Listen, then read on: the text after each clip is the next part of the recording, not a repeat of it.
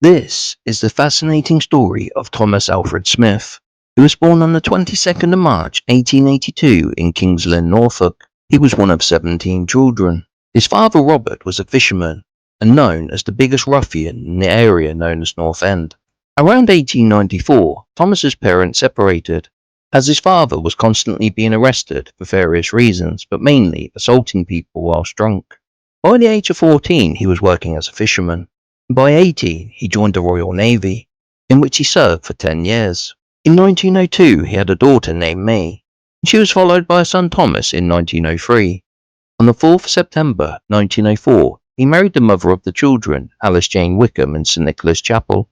The family expanded with the additions of Daisy in 1905 and Alice in 1908. Times were hard. With so many mouths to feed, life became tough. The family made the difficult decision to send their son Thomas to live with William and Harriet Shafto as their adopted son.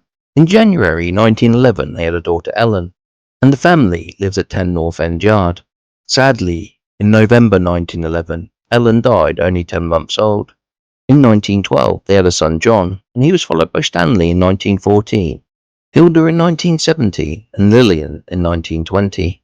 During this time, Thomas had rejoined the Navy, where he served for 2 years during World War I. After the war, the fishing industry was in decline. Thomas was able to use his seafaring skills and took on a job on the barges, delivering goods to various places. On the 22nd of April 1938, Thomas went out to work to never return home again. He had been to Ely to deliver coal to the sugar beet factory. He was on his way back to King's Lynn when he collapsed and died at Denver Sluice. After an inquest, the cause of death was given as a heart attack.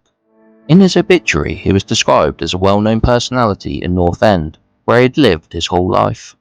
About 20 bargeman comrades followed behind the funeral procession to the church, and the coffin was draped in the Union Jack. In 2014, I was lucky enough to meet his daughter Lillian, aged 94, who told me many family stories and gave me copies of the pictures. So rest in peace. You will be remembered.